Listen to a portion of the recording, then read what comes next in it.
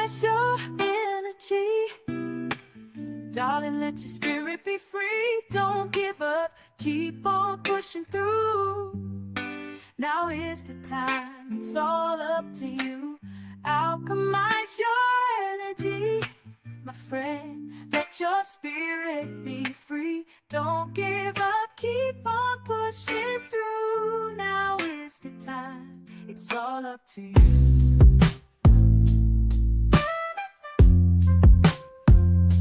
No matter the storm,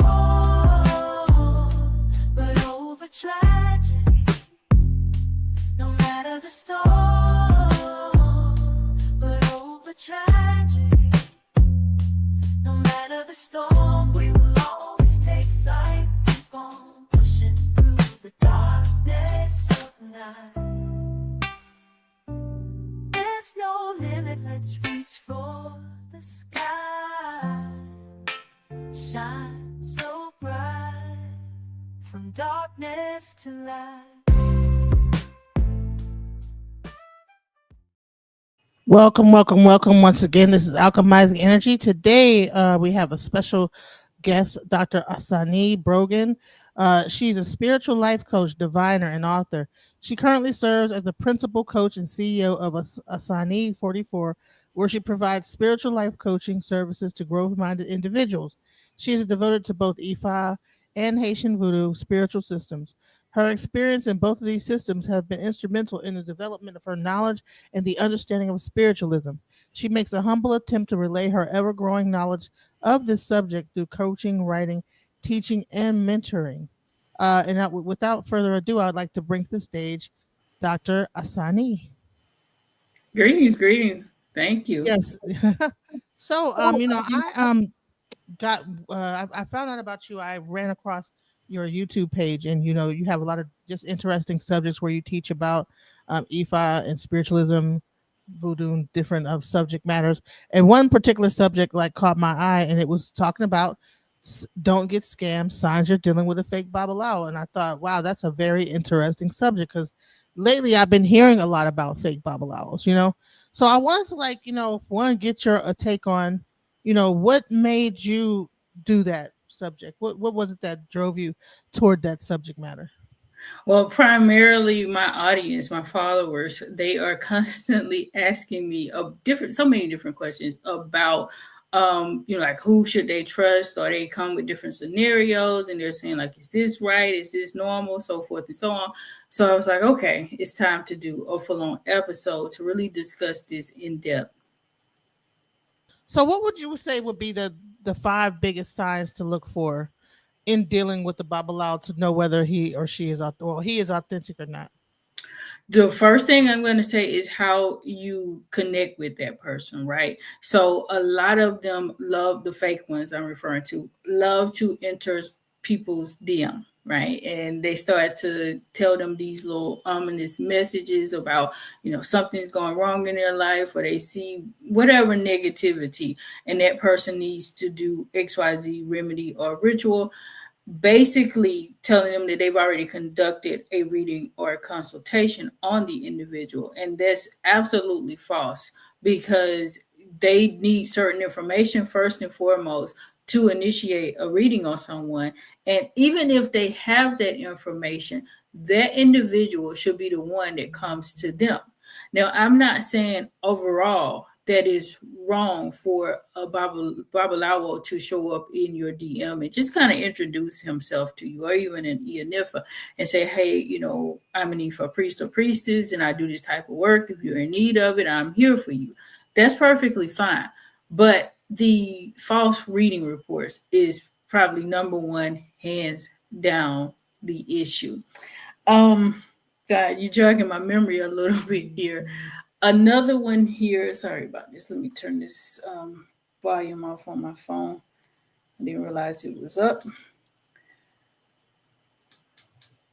I'm also going to say another huge red flag, especially comes with relationships and dating and things like that. So that's happening a lot as well in the diaspora, where a lot of the Nigerian, or even the ones in like the Caribbean islands, who are dealing with females quite often, they want to initiate these sexual or romantic relationships with these young ladies, and even so telling them that they're required to be in a relationship with them specifically. It's not like a reading where they're saying that you should be married to a Babalawo, but instead you're supposed to be married to me specifically, which is completely incorrect. So that's a huge one as well. Let me give you one more. I know you asked for five, but it's hard for me to kind of think. I thought I turned it down. It's kind of hard for me to think off the top of my head, so I might have to come back to this question. I know. I often see like people that actually send out messages where they're like, I'm a babalawo. I have all these different remedies, and they'll like send you a bunch of like herbs and stuff like that. That they're selling these products and stuff like that. I get those a lot on Instagram. They'll hit you up and they'll have like a big old list of stuff, and they're selling a whole bunch of stuff online. I don't think that part is entirely wrong. It's the way they approach it. Because to me, that's just a marketing technique. Is it the best marketing technique? No, because me personally, I don't appreciate somebody just showing up in my DMs like that. However, if it's just like an introduction to say, hey, I do this and this is why, etc., I'm not going to say the person is fake for doing that, right? It's annoying. Yes, it's like I said, not the best marketing strategy in the world, but that doesn't mean that the person is fake because they do something like that. It's more so when they come with these ominous reading reports and so forth and so on. And I'm going to even go to another one. It's like when you initiate the process and you do start working with the individual, right? And that individual may start to say, they'll give you a reading, for instance, and then they'll tell you, well, you must do the sacrifices, the offerings, and so forth, so on. While it is like pretty necessary, right? You don't go and get an Ifa reading without doing it. It's not a great idea to do it. However, nobody should pressure you or compel you to do those things. That should be a decision that you make on your own. And so if anybody is pressuring you or saying you must do this or you're going to die or your family members are going to die, so forth and so on, that is definitely a huge red flag, because a true Babalawo is not going to do that, because that is against the Ifa tradition. It wasn't even a thing, right, in the old time, in the traditional ways of Yoruba land, that a Babalawo would do something like that, because the whole community was structured around the tradition prior to colonization and European invasion and so forth. But now, because there's a market, right, in the diaspora for these types of services, people know this. And so they're coming into the diaspora and they're faking it. And when I say fake Babalawo, I do want to clarify, most of the time, the people that are initiating these types of scams are not real at all. A lot of them aren't even connected to the tradition in any meaningful way, other than maybe being from Nigeria, maybe even so being Yoruba, but oftentimes they are practicing in another tradition or what have you. Some of them aren't even so much Black Nigerians, okay? So there are a lot of components that go into that reality when it comes to, working with somebody who is not what they, claim to be, so to speak. No, I would say like a lot of times if people are offering herbs without divination, I would say, because like a lot of those the ones that I'm seeing like they get on like Facebook and stuff like that, they'll be offering all these different types of remedy. And wouldn't the Babalawo, before they even give you remedy, actually do a reading? So it depends on the context. For a kosher, yes, they would do a reading. They would do a checking, not a full-on reading, but they would do what we call a spiritual investigation to see what you need. But just regular herbal remedies, anybody can take that. So again, it depends on the context of how they're approaching it. So if they come to you and say, you need this specific herbal remedy, then yeah, that's a problem, because you don't know me to know what I need. But if you just say, I offer herbal remedies for, like, maybe say diabetes or high cholesterol or impotency, whatever it may be. The ones I'm seeing will be like get the love of your life, uh, love potions, So have that's Mhm. spell work. That's But that's they'll say I'm a spell work. babalawo and be offering that type of work. That's what I'm saying. Even so, I mean, it's spell work, and depending on like how it goes down, it could or could not be right. But again, like if they're just saying I offer these remedies, I personally don't see anything wrong with that. As far as it being legit or fake, it's okay to say it is. To me, that part is no different than somebody having like a website and say, hey, we offer these different types of remedies. I have a website myself. The difference is that I do not go into people's DMs and tell them this is what I do. I set myself up so that people will know, if they find me on YouTube, Facebook, wherever they come to me, or even directly to my website. So again, I personally don't see anything wrong with it. I have heard other people say, it's wrong to do that, but we live in a different society, and I can understand the notion that yes, you're supposed to find your babalawo, and your babalawo is not necessarily supposed to reach out to you in that way. But we live in a completely different society, because in traditional Yoruba society, it wasn't even a thing, right, for people to quote unquote find a babalawo, because most of the time they just work with the person that was already dealing with their family, their lineage, and it may come, later on in life they maybe move away or meet somebody else who they feel like would deal with their spiritual work better, and they decide to work with that individual. But so that's why I say I don't see anything wrong with that part. It's the way it's approached. I don't say, when I say I don't see anything wrong with it, I'm saying from the perspective of them being real or fake. Going back to that point, right? Is it a great marketing tool or strategy? No, but that doesn't mean that they're fake because they say I offer spell work to help you, so forth and so on. Because spell work is part of the role of what a babalawo does. It just depends on the intentionality behind it. If it's for evil or foul work, then no, that's not what they're supposed to be doing. That is against Isheshe, the traditional practice. But you can do spell work for certain things, and there's a difference between a crochet and spell work. So yeah. What is a crochet versus spell work? What is that? A crochet is the spiritual medicine or remedies to help bring you back into alignment. So oftentimes people are experiencing spiritual imbalances, and it could be related to pretty much any aspect of your life, right? So if you're dealing with love problems, you can't find a mate, or you and your mate are arguing or something like that, that's an imbalance.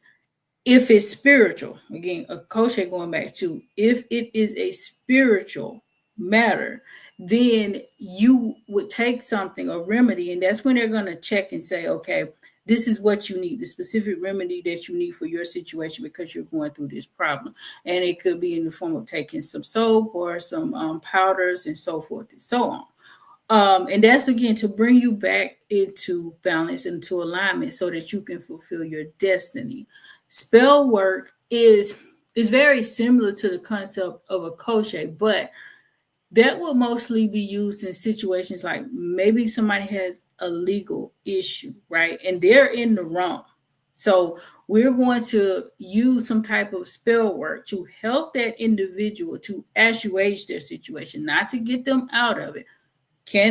There is some evil or malevolent spell work that can be done. Let me clarify here, that can be done to alleviate a person from legal ramifications. However, that type of work is not within the scope of what a babalawo should be doing. Okay. But on the opposite end of that, a babalawo can do some spiritual work to help that individual in that situation. So maybe it'll be in a space where they can help them get their sentence lessened or lightened, right? Or they can help to do things while they're in their particular environment, if they end up going into prison or something like that, to help them to navigate their process a whole lot better. Because, at the end of the day, like going to jail and being in prison or something like that is not but it's not about balance. If somebody's in that situation, they are automatically out of balance. So we do want to help them to get into a better space so that they can become more balanced. And it's a lot deeper than that, but that's what I want to go into right now. Okay. So let's explain balance versus imbalance, right? So that's when it's Osogbo versus Ire. Mhm. Now, you would say that that's why I believe that the reading is important, and that's where you could tell, like, if a person is a genuine Babalawo versus a real one. Um, is it easy to find out if a person is Osogbo or Ire over the phone? Do you have to be in person? What is a better reading to get? Or is it, or are both equal? I feel like you can get a reading in any environment, but well, not just me feeling like it. Like your spiritual essence isn't limited to your physical presence being there. So you can get a reading in any type of environment. It could be over the phone, it could be via email, it could be via WhatsApp message. That happens a lot. And obviously it can be in person. The challenge with it being in person is that aspect of it is very limited for quite a number of people, right? So if you're not in the major hubs in the U.S. in particular, Atlanta, New York, and those types of areas, certain parts of California, and so forth, it's much more difficult for you to find an active Babalawo. Even so, they're U.S. based. So if you're the type of person that prefers somebody coming from the Isheshe tradition out of Nigeria, you want somebody who's operating on the land, then obviously that's prohibited. So you can absolutely do a reading in any space.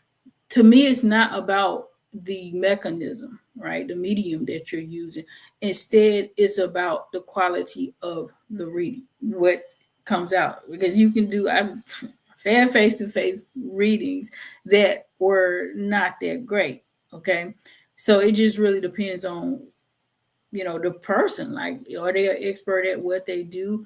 Do they know what they're doing? Because it could be that somebody is legit, they just aren't good at communicating information to people. That happens too. So, Osobo versus Ire, balance versus imbalance. That's a Mhm. huge part of a Babalao's job, is to tell you your balance versus imbalance, and then the prescription to fix that. And then you have certain things that require blood sacrifice. Some things require herbs. Some things require behavior modification. Can you get deeper into like those aspects? Well, everything pretty much is going to come with elbow or sacrifice, right? No matter if you're out, even if you're within balance, if you're walking good, which nobody is ever going to be 100% in balance, but let's just say overall you're balanced. Even so, if you got blessings coming your way, there are still spiritual forces out there that are going to try to come and attack you. They may do it just through the spiritual realm, or they may use people to attack you and do it that way. Mhm. So when it comes to sacrifices and offerings, that's to help you achieve balance, or even to give something to the orishas so that they can come and assist you in a deeper or more profound way from the evil forces or the negative energies that are going to try to come into your path and keep you from moving within your destined, your divine path, so to speak, right? um in It's very rare that it won't come without blood, because blood is the animal sacrifice, I should say, because that is blood, is the life force, right? So we're exchanging energy for energy, and that's a really, really high level energy. Any sheshe, let me say that too, because it may be different in the diaspora, especially in the Caribbean islands and traditions like the Lukumi and the Santeria. So I'm speaking to Isheshe in everything that I say here. So you're also going to deal with the sacrifices on a really, really high level. Each of the orisha have the sacrifices or the animals that they accept and the ones that they don't accept. Likewise, there will be other materials that could be a combination of herbs. It could be even so jewelry, cowrie shells, so forth. So it could be a lot of different things that they accept depending on that particular force that you're dealing with. that's going to become a part of it as well. Behavioral modification will always be at the forefront of it. Like anywhere that you are misaligned, a lot of times people can just handle stuff by, turning the switch and getting themselves back into alignment. Now, they may still need to give sacrifices and offerings to clear up some of that negative karma that they've created from being out of alignment. But behavioral modification will always be a very, very important part, because Iwa Pele is at the core. That is gentle character. That's at the core of the Ifa tradition. Gentle character. So what does it mean by having a gentle character? Right. So walking in integrity, honesty. To me, to say it simply, because this is something that most people know, especially coming into the tradition from the diaspora, do unto others if you would have them do unto you, right? So that's just simply put, is that we are treating other people, and even so ourselves, in a way that we can live in a salient community where everybody is vibing good. So we're living well. All right. So being patient, that's definitely at the core of gentle character, not trying to rush, not trying to get ahead of yourself, get ahead of your destiny, or even getting things that are completely out of alignment with your destiny.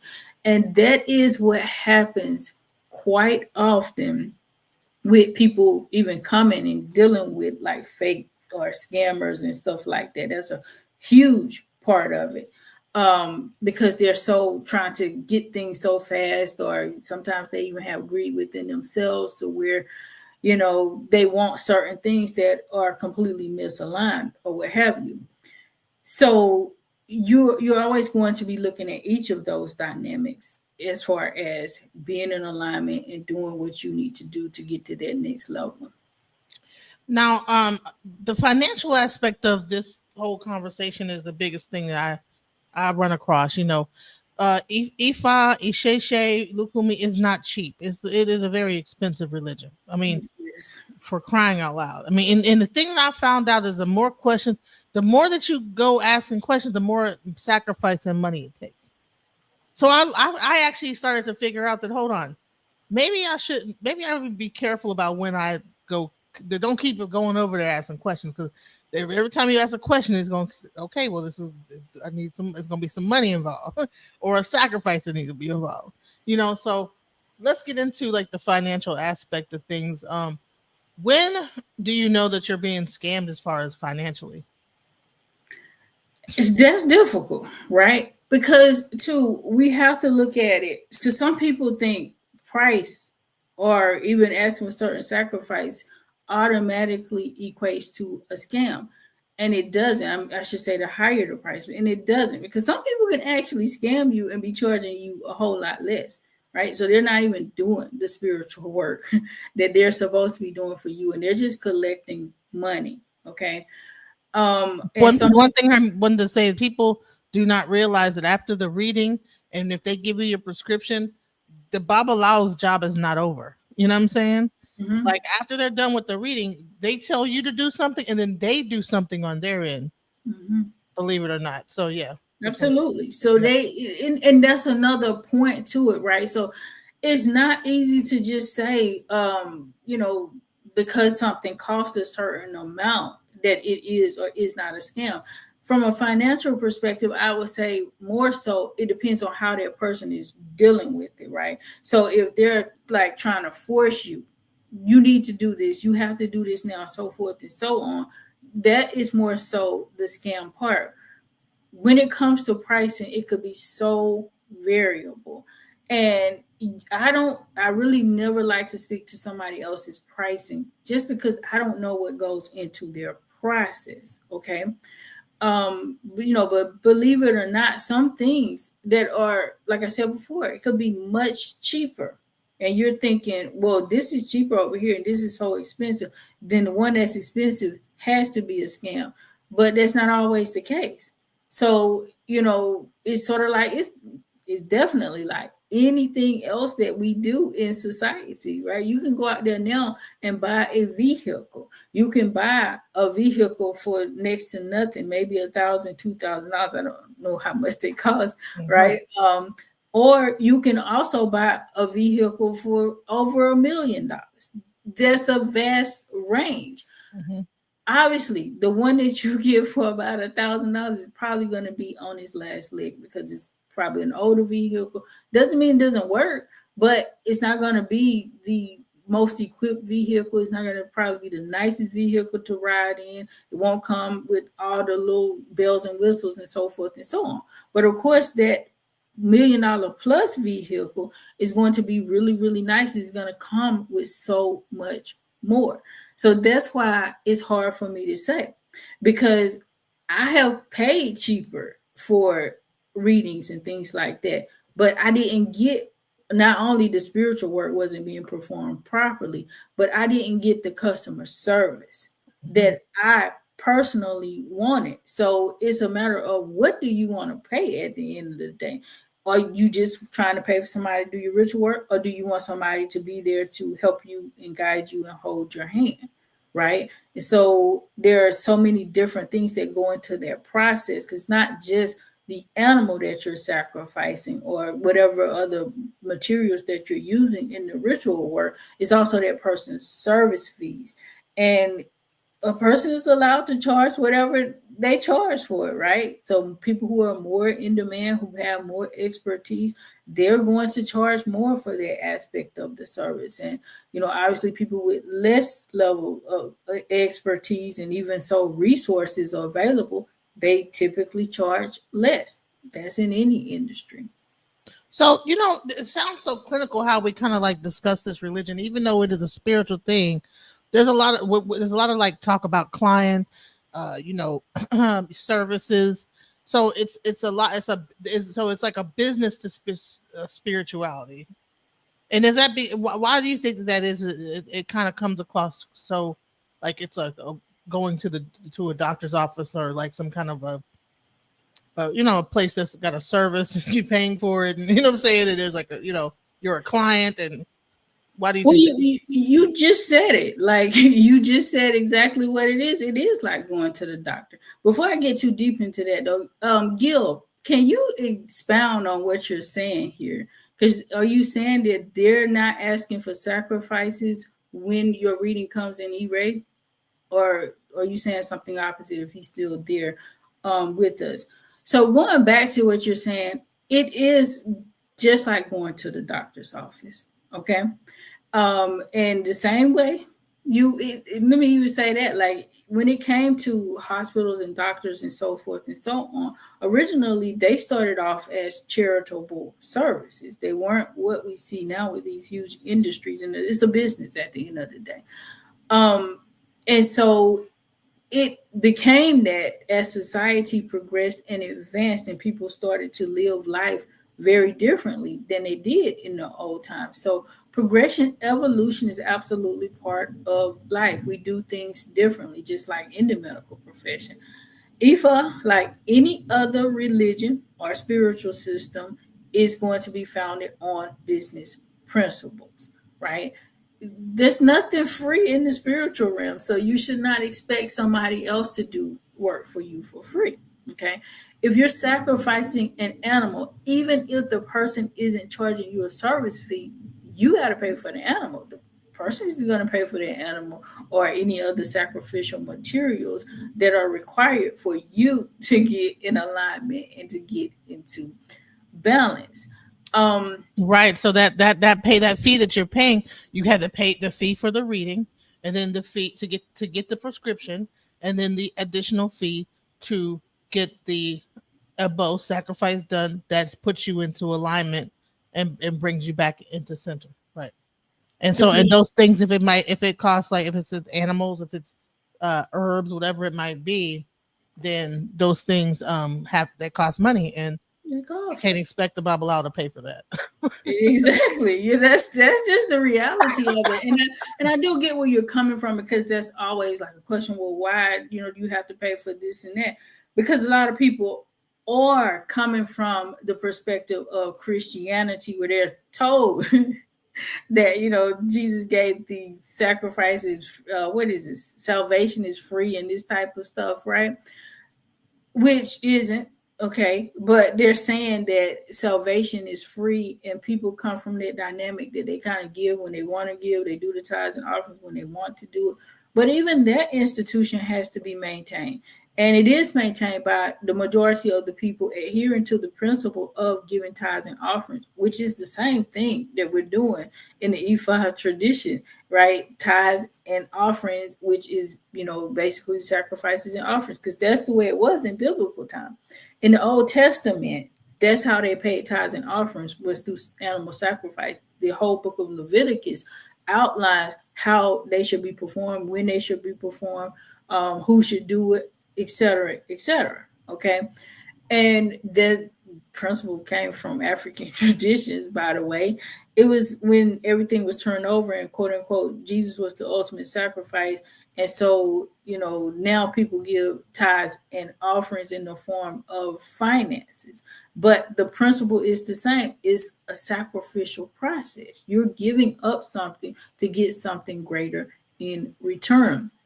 And the whole church dynamic operates off that. The church can't run and have a physical building and a preacher and so forth, and it's not making money, right? No temple can in any tradition. There has to be some kind of financial resource behind it. It's the same way in the Ifa tradition. The sad part about it is because of what we're talking about right now, all of the different scams and so forth going on, people not really people seeing it as something different because of the way the direction is going in, where people are asking for these exorbitant amounts of money and not delivering, because that's a huge thing as well when it comes to finances. You asked me about that earlier. A big thing is sometimes people tell them it's not a Babalawo, it's somebody fake will come through and say they're going to do a reading for a person, collect the money from the person, and then the individual never hears from that person again, right? That was completely fake. It was a scam. It happens. It unfortunately, it happens. I've been told by people more than once that they've dealt with that. So, another thing that I've experienced too are botanicas. Like, one thing I realize is even botanicas, a lot of botanicas are not run by practitioners. That's one thing I found out in the tradition. That especially you go into Texas, they're just, it's a store. They're not physically, mentally connected to any of the items in there. So they just know, okay, well, this is what, I guess this candle is for this or that. So, is that also kind of a thing? How do you know when you're in an authentic botanica that is run by a practitioner? Or should you only go to botanicas ran by practitioners? It's going to be difficult, right? Because going back to what I was saying, like if you're in certain parts of the world, that's just not going to happen. But then too, when you say practitioners, do you mean priests and priestess, or do you just mean like maybe initiates or other people that are connected with the tradition? Connected with the tradition, because I know, I'm in Texas. A lot of the botanicas, the people are not even, they don't practice anything. They're not even, it's just a store, and they just know people buy those things in their tradition, right? Because they're like a lot of Mexicans down here, so a lot of them go to the botanica. I'm in Texas, so I got you. So you got to weigh both ends of that, right? So you got a situation where if you don't have practitioners who are setting up botanicas, right, to offer these types of items and services and so forth, but you got somebody who is not even connected to the tradition who is offering it, and you need those things, what do you do, right? So that speaks to the necessity for more and more practitioners to set up shop to do these types of things so that they can offer people informed services and products and so forth when they do come into those types of spaces. Good point. Because there was one couple that was down here, and they were actually initiated, but I think their botanica closed down. But the rest of the other people that I've ran into, they're not anywhere close to the religion. So so when you ask them a question, they don't really know the answer. That's right. Yeah. You're buying something, you're like, so does this, da, da, da? They're like, I don't know. Well, okay, well, never mind. You know. That's the reality. This is the world that we live in, right? We do live in a capitalistic society, so anybody can make money in any way they deem to make money. Okay, and see too, what you gotta understand, like especially if it's a botanical ran by a Hispanic person, it is Mhm. probably more so geared toward like the Catholic faith, because Yes, yes, that yeah, exactly. Yep, yep. yeah. So if you ask them a question about Catholicism, they could probably talk to you all day long. Okay. Right. But when it comes to the traditions, they probably do know, right? Because a lot of them do practice, but because the traditions are ostracized and shunned in those particular regions of the world, a lot of times they don't want to even act like they know about it, even though they may know about it. Right, right. Interesting, you know. And so hmm, I didn't even think about that. So the Botanica might be geared toward Catholicism. They have Catholic botanicas. Yeah, because the most, especially when you talk about like those Lord candles and stuff like that, with the images of Jesus and the other saints and so forth, those things are used in Catholicism a lot. The Oh, incense, really? the burners, all of that. I didn't know that. I didn't know that. Okay, Mhm. okay. Interesting. So, okay. So, let's get back into understanding like a true Babalawo, understanding like the difference between fake or real. What would a person, well, how do you know if you're getting a real consultation versus a fake consultation? I'm gonna say the best way to know is through your intuition. If let me say this to the caveat being, if you come to it with a rightful heart in a rightful space, like if you have a pure heart and you want to know about the tradition, you want to integrate into the tradition, you want to move forward down that path, you're connected to, especially if you're connecting to your ancestors and your orrery, but I'm going to say ancestors because most people don't know about orrery until they actually get into the tradition. But if you step into that path with the rightful heart, you will just know, you will feel like something is off here, and your spiritual team will move you away from that. Now it's up to you if you listen, but they'll probably put stumbling blocks in your way, okay, to let you know this isn't right. Because I can't say by the reading alone like that you would know, especially if it's somebody that's brand new to the tradition. um I will say, they're supposed to present you with an Odu to tell you like the foundation of what's going on in your life. Even if you ask questions, you should get an Odu. If it's an Ifa divination, and the Odu is what always generates the Ebo, the sacrifices and the offerings. So first and foremost, if you don't get an Odu in the reading, then you won't be getting the sacrifices and the offering. And it could be that they just present you with the information that came from the Odu, and they may not say that this is Odu XYZ, you know what I'm saying? Whatever came out in the reading, they could just be saying this is what came out in the reading because that just may be their process. So that doesn't mean it's not real either. But Should a person ask for the Odu? Should a person say, "What could you tell me what the Odu is?" exactly what I was about to say. So I would always ask if I didn't get it. Okay, I would say, what Odu came out in the reading, and then that person could explain to you what the Odu is, what it means, and then what Ebo or sacrifices come from that process. And let me say that too, because I did do a live stream before about like the Ifa divination. Ifa divination is always going to come with an Odu. Sometimes people get Ebo or sacrifice, which comes from the Odu. Sometimes people get readings and they'll say, well, it didn't come with an Ebo, it didn't come with a sacrifice. You didn't get an Ifa reading. You did not go through Ifa divination if that occurred. That doesn't mean you didn't get a legit reading based on the system, but it wasn't Idafa. All right.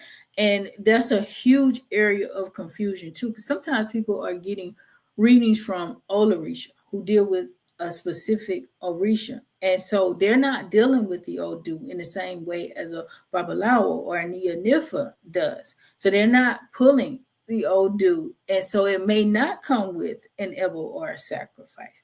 or the individual may be doing a spiritual investigation depending on the nature of that person's question. They may see the question and say, this doesn't really require full-on idafa. I'm just going to, go and pull the chain, the opele, and, bring some other things here so that I can do the reading quickly and kind of answer this question, especially if it like results in a yes or no answer or something like that.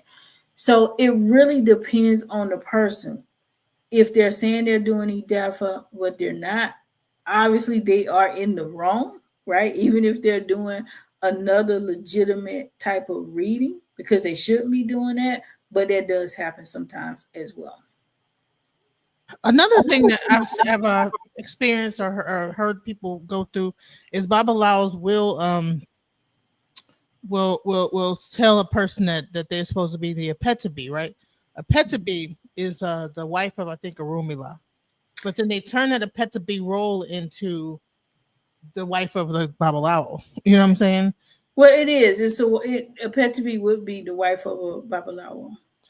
Well, so say it comes out in a reading that you're supposed to be Apetabi, right? Mm-hmm. So does that mean you're supposed to be that Babalawo's wife, or that you are supposed to be Arumila's wife?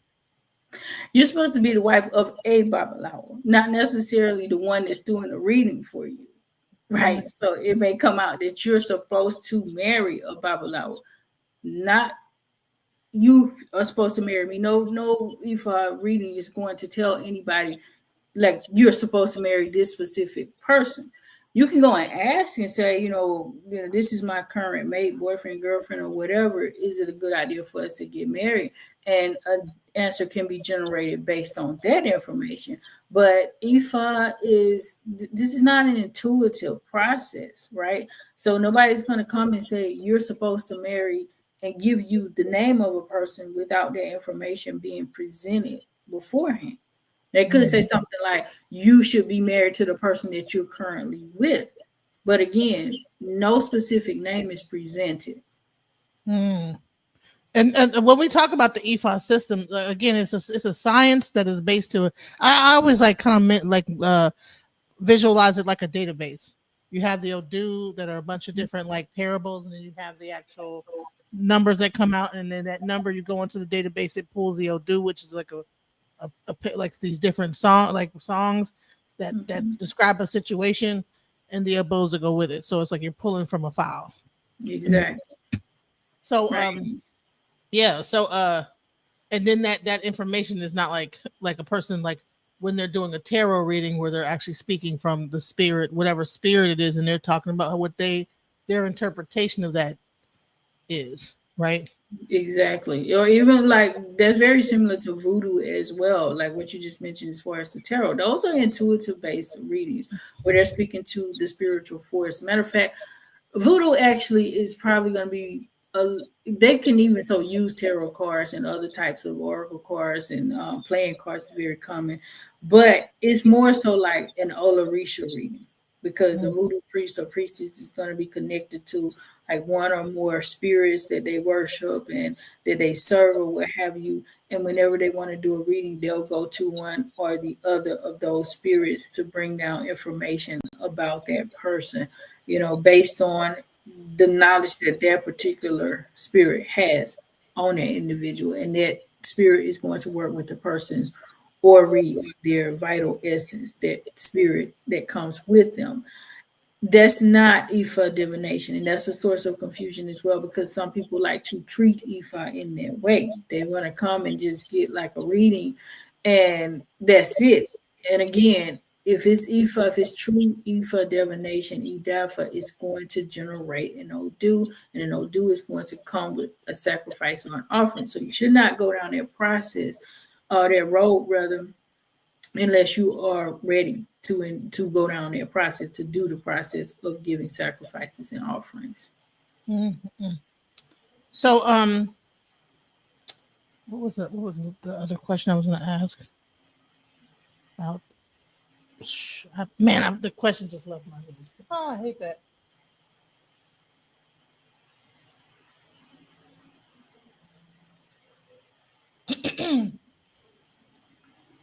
I forget what the dang on question. Oh, sacrifices. Okay, how do you know if a sacrifice has properly went through or not? If it's properly been accepted? If you mean like in the aftermath or right after it's done? Both. Okay, so right after it's done, they're going to check the Ifa priest or priestess will check and they'll throw the obi and see if it was accepted or not, and they'll give you the recommendations based on whatever happened. If it's accepted, you just keep on moving, right? But if it's not, then they'll let you know what's going on and how to remedy that. And so moving forward, obviously, if the sacrifice should be linked to something in specific. So if you are giving a sacrifice to a goon, for instance, to fight a certain battle for you, and you don't either experience that battle if it's impending, or you're already dealing with a battle and it dissipates or what have you, after you do the ritual work, then obviously it worked from that. Sometimes the reading can come out and say that you might have something coming up, right? Mhm. And so if you don't experience that particular problem after you do your sacrificial work, then it worked as well. For me, I can feel it sometimes. I just know, like, this worked out because Yeah. of this situation. I have Right. a question. Here's another thing is that, so, all right, you do the sacrifice. Um, dang, right when I'm about to say something is blocking my mind. Something is blocking my mind. God dang it. Why'd that just leave my mind like that? That's crazy. I just had a question. Man. Today I'm having an off day today, you guys. It's okay. Mercury is retrograding. Oh, it is? Oh, I'm a Gemini too. That's okay. That's what Hmm. my communication is off. I'm like, what is happening? Why am I having I'll have a question and it just disappear. Hey. Oh yeah, so that's it. So if you don't perform the sacrifice, what happens? So either your situation is going to stay the same, right? So if you're dealing with a problem, it's going to remain, or it could get worse. And even so, particularly if it's a situation that's impending that you might not even be dealing with yet, obviously you can experience the ill effects from that if you don't move forward with the sacrifices and the offerings. That's why So you is it don't almost do really you almost get like punished for not for coming to get, so because like now and if you don't do anything about it, it's gonna be a worse situation, or is it just like what do you think? Do you think I don't think you look at it as punishment. You just kind of learn your lesson, right? Like, for instance, take it like a parent, right? So if the parent got a young child and they keep telling them, don't touch the stove because this stove is hot, do not touch the stove. And, keep telling them, keep telling them, keep telling them, and the child refuses. They listen for a while and then finally they decide they want to touch the stove. What happens? They get burned. They suffer the consequences of that. It wasn't the parents punishing them. They suffer the consequences of a decision that they made. And mm, so that's the same thing there. It's not like the Orishas. Let me say that too, because a lot of people, sometimes people portray the Orishas as evil or vindictive forces and things like that, and they're not. They're elements of nature. They're deified ancestors. Okay, these forces pretty much are indifferent. So it's up to you. Like, here you go. I'm willing to help, and this is how I'm going to help you. If you pay me this, I'll do this. But if you choose not to, I'm not going to help in this situation, and so you're on your own. That's mm, how it goes. It's not like, well, I'm a go out and get you and harm you because you chose not to do the sacrifice or offering. It's disrespectful. Honestly, it is disrespectful because it is sort of like, let's say you go to somebody for advice, you go and sit under their feet in the physical realm, and you say, I need help with this. I need some wisdom and guidance on XYZ situation. And that person sits with you and walks you through the steps that you need to take. And then you walk away and you don't do any of the things that that person told you to do. You just waste that person's time. That's a form of disrespect, at least in my opinion, mhm. right? And so whatever happens, it happens. If you don't listen to their advice, you don't implement what they told you to do, Your situation could stay the same or it could get worse because you chose not to, intake a very viable solution for you. Mm, that's a good point. And I think I have an anecdote of a story that happened to me. When I got a reading and I was told, hey, listen, what? Be careful driving. You might have a run-in with the law. And I remember one time I was driving, and for some reason that day, because I did my EBO, but that day I was driving and I got pulled over, and my registration was expired, and I didn't have insurance. But I also happened to be moving a bunch of furniture.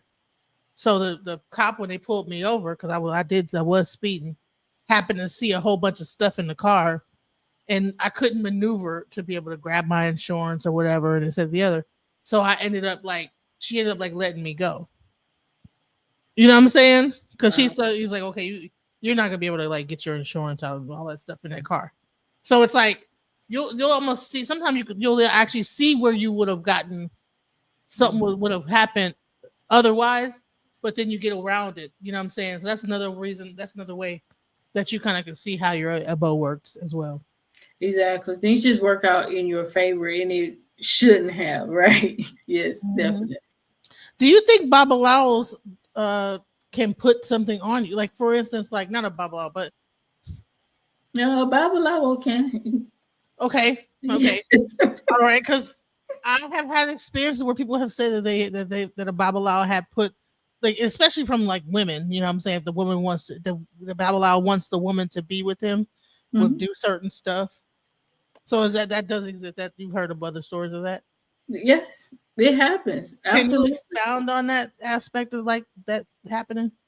Yeah. So again, like Babalawos are trained. The spiritual technology works for either way, works either way, right? The energies are neutrals, as I just stated. So you can take the same ritual work, you can take the same Evo sacrifice, the principles behind that, and do work to help somebody to achieve balance. You can likewise take that same spiritual technology and do the work and put somebody in imbalance or out of alignment, right? Same way they can do spell work to help you to attract the love that you want, they can do spell work on you to help, attract you to them. Okay.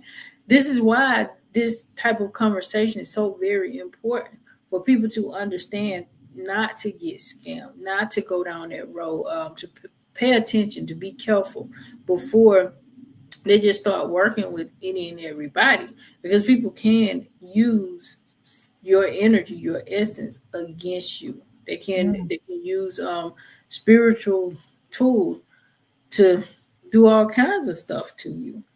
And so you Mm. want to be careful. Like there's some very, very, very powerful ritual work in the tradition that whew, yeah.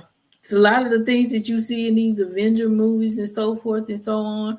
Um, a lot of those things can actually happen. They got a lot of the information from our traditions. But Mm. again, a true, authentic Babalawo, Nifa, is not going to use those devices for harm or ill will because that's not what they're trained to do. Going back to that example, like we were talking about a doctor before, a doctor is trained in the Hippocratic Oath, right?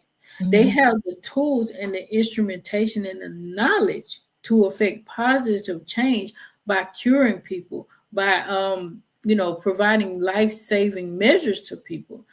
But at the same time, they know how to use those measures to bring about harm and damage. So that doesn't make them any less of a doctor by training because they choose to use those tools for ill will. All right. Like we had Dr. Kevorkian back in the day who was um, giving people lethal doses. I think it was morphine, whatever it was, to help them to commit suicide because they no longer wanted to live anymore. And so there was a big debate over that about that being against the, Hippocratic oath, so forth and so on, because they were harming people. But people wanted to die. He wasn't just murdering people. But even so, he was using the skills, the medical technologies that he knew about to bring forth death when he was supposed to be bringing forth life. He was still a trained medical doctor. Same thing with Babalawos, right? They can use that same technology that they are helping people with to bring about harm or damage into people's lives. How do you know if someone has sent something your way or put some damaging things your way or spell work or anything like that? What are the telltale signs? Or if you have dealing with a fake babalawo who's doing some fake work on you or doesn't know what they're doing, etc. One of the number one signs is just things going awry in your life. Everything messing up. Everything that you touch just does not work, especially where it was before. If everything was kind of going pretty good for you, most things I should say was going good for you. And then all of a sudden, things just out of nowhere, just disastrous. Maybe you just lose your job for no reason, right? Your mate leaves you for no reason. You lose your house, your car, somebody robs your bank account, what have you. Just all of these different negative things going on at the same time. That's a really clear sign or a sure sign that somebody's probably doing some kind of ill will or ill work against you, pending that you are not out of alignment on your own, right? So like you could be doing some things that's causing these problems in your life too if you're out of alignment. But overall, if you are in alignment and things were like generally going well in your life, and then all of a sudden everything just becomes disastrous, that's an indicator that somebody's doing some kind of foul work against you. Then I also would say that you're probably going to feel it, especially if you are spiritually in tune. Like if you talk to your ancestors and you commune with them and your ori and things like that. If you're a spiritual person in general, you will probably just feel like something is off. This isn't right. And for the most part, is it some people just believe out of sight, out of mind when those things are happening, or if you just don't believe it or you don't think about it, then it'll pass in those situations. I mean, what do you feel about that? Do you think it's better to just ignore these things and it'll pass and it'll get better, or do you think that you have to do something to reverse those things? Me personally, I would absolutely do something to reverse it because I don't like chaos in my life. It depends on the story. I mean, that's me. But it depends on the severity of it, right? So if everything is going crazy and haywire in your life and you just want to sit on it, I doubt that it would just get better on its own. If somebody's done work against you to cause some, send some negative energy your way, it is not going to get better on its own. But if you just want to sit in that, no, because trust me, I know people that are going through stuff. I mean, their cars breaking, all kind of stuff, and I'll be like, dang, you probably need you. It sounds like somebody probably might be put a little maldition on. Because the thing is, the person don't necessarily have to go and be like, ooh, to give you bad work. It could be speaking ill of you. Spell work does not necessarily have to be a person like hocus pocusing around. It could just even be just people. Just words. You can cast spells with your words, and some people have divine ashe, and they can just speak, and the things that they say will manifest. Yes. I have to watch my mouth because I'm a child of Oya, and so it's very frightening. Sometimes I'm like, oh my god, like. So I got to be very careful about the things I say because they do come to pass, So me too. I have to, and I things happen really, really quickly, so I have to be very, very careful. Things that I'm not even meaning to happen. Sometimes I've called some stuff out. Wasn't even thinking about it. It just came out my mouth and it manifested in a person's life and it caused them some really bad things. And I wasn't saying it in a way to curse the person in this particular situation. It's happened in other situations, but in one particular situation, I just called something out and I said, like, this is going to happen. And don't even know where it came from. I guess it was just my spirit just speaking through me to that person. And it manifested exactly as I was saying it. And I had no reason to call that out because it was the furthest removed from my mind or that situation happening at that particular time. So yes, just to speak to your point, 100%.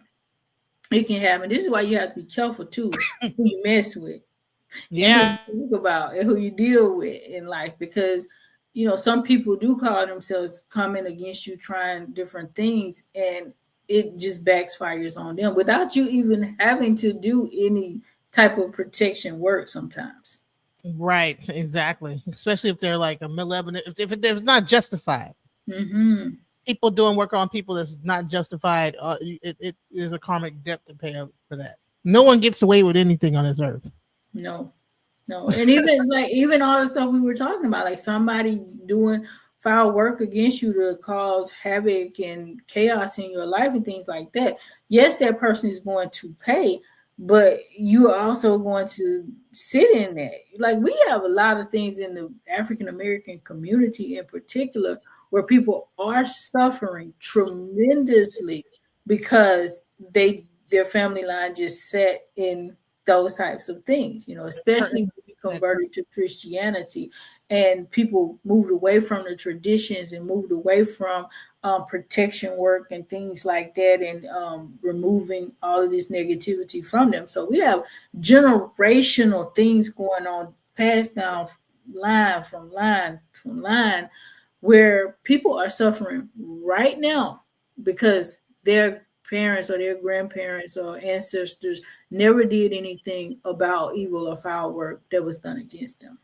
Wow, and it passed down generationally. Yep. Mhm. Yep. Mhm. Yeah. I listen. I want to find out where people can find you at. I want to show them your site. What services do you offer when it comes down to helping people to get rid of negativity, rid of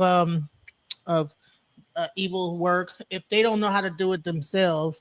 Um, I know you have your actual YouTube site. Yes, so Asani. I do have a YouTube channel that's more for education and informative purposes. I also have a full-on website, sunny44.com. I think you have it linked in the description box, right? Yes, I do. That's where you're going to find me. So we are a full service Ifa temple based out of Nigeria. I am in Arizona. I live in Phoenix, Arizona, Goodyear, Arizona. And a lot of the admin stuff is done on this side from my end. However, all of the functional aspects of the tradition are done out of Nigeria with a Baba who works out of a temple. So we have many different people, but our Adisa is like the number one point person for us. But anything that needs to be handled, we handle it there. So anything that you need related to the Ifa tradition, whether it's removing negativity or getting a reading or learning more about your destiny and what steps you should take and so forth and so on, just hit us up there, Sunny 44. And before we go, I want you to define destiny and why is destiny so important in the Ifa tradition? Very good question that people really need to understand. So, destiny is about the lessons that you are meant to learn, the path that you are meant to take for you to progress and grow as a human. So, when you come into this experience, you've already come out of a different experience and you come with certain knowledge, right? So, all of us have certain skill sets and things like that are just natural, they're innate.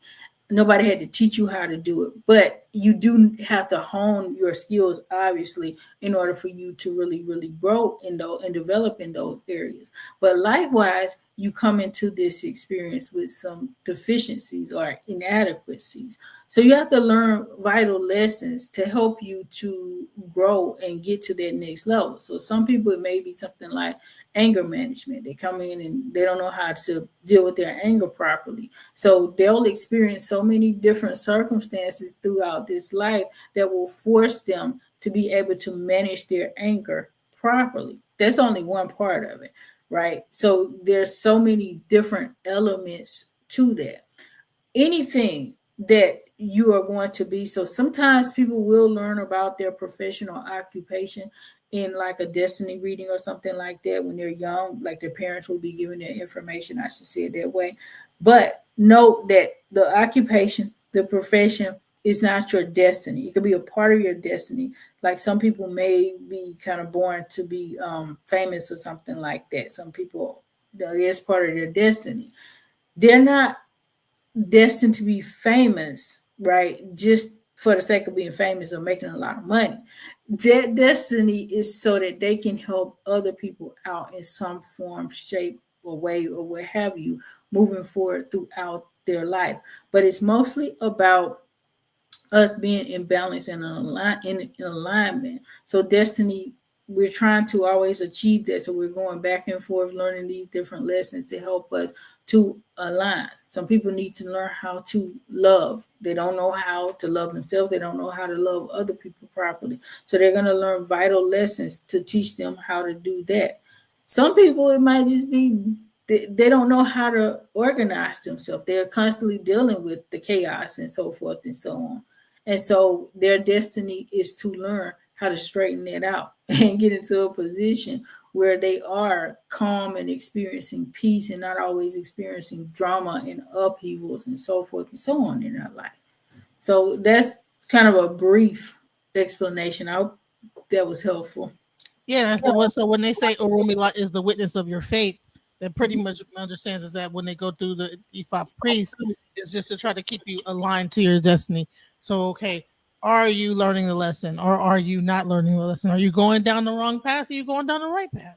Exactly. And how do we get you back on track to be on the right path? So, and that's another pivotal part of it as well. Every Ifa divination, every reading is all about your destiny. So you can learn more and more about your destiny and get yourself aligned. Not like the critical aspects of it, but even if you get a destiny reading as a child and you know the basics or the foundation, every other reading that you get in Idafa, every other Idafa reading rather that you get is about you aligning with your destiny. So what are you doing right now that is out of alignment that you need to be back in alignment with?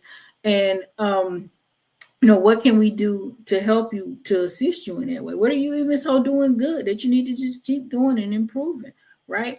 There are many elements to that, but that's why you get an Ifa reading, right? It's not just about, knowing, well, am I going to be famous? Or even so, who is my head Orisha? It's great to know that information, and I am not condemning anybody for getting an Ifa reading because they want to know their head Orisha, but that's not what it's all about. Just to know your head Orisha. What are you going to do with that information? So when you learn that your head Orisha is Oya, for instance, you need to then go and study Oya, understand the experiences that Oya had, and the lessons that those experiences taught you so that you can live a better life or existence. Knowing Oya is your head Orisha, okay, great. But that in and of itself is nothing to celebrate. What's to celebrate is the knowledge and the wisdom that you get from knowing that Oya is your head Orisha and how she can help you, how she can guard you and guide you in achieving your destiny. Wow, that was beautiful. Listen, I really want to thank you for coming to the show. Please check Dr. Asanee out. Is there any last words that you would like to say before we end the live? Yes, definitely. So I would encourage anybody that's seeking this path to take their time to exercise patience and wisdom. Start working with your ancestors if you're not already doing so. And even if you are, always talk to them and be guided and led by your ancestral forces. You don't have to run down, right? Ifa is all about destiny, alignment, and achievement. I understand we all get excited whenever we're coming to a tradition that we've been separated from for so long. And it's great to be excited, but don't be overly anxious when you're going on this process, because that's when you will get misled. Thank you, Dr. Asanee. Thank you, Alchemizers. Thank you for being here for Alchemizing Energy. Much love and peace. Ashe.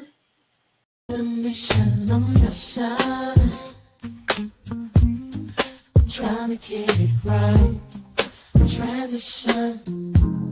Changing the way that I see life. Transition. transition mind. I'm on a mission, trying to get it right. I'm transitioning my life, making a transition. Ooh, making a transition. Ooh, ooh, ooh, ooh, ooh, ooh. Making a transition. Ooh, ooh, ooh, ooh, ooh, ooh, ooh. Making a transition. Ooh, ooh. Trying to mission, I'm on a mission, I'm trying to get it right.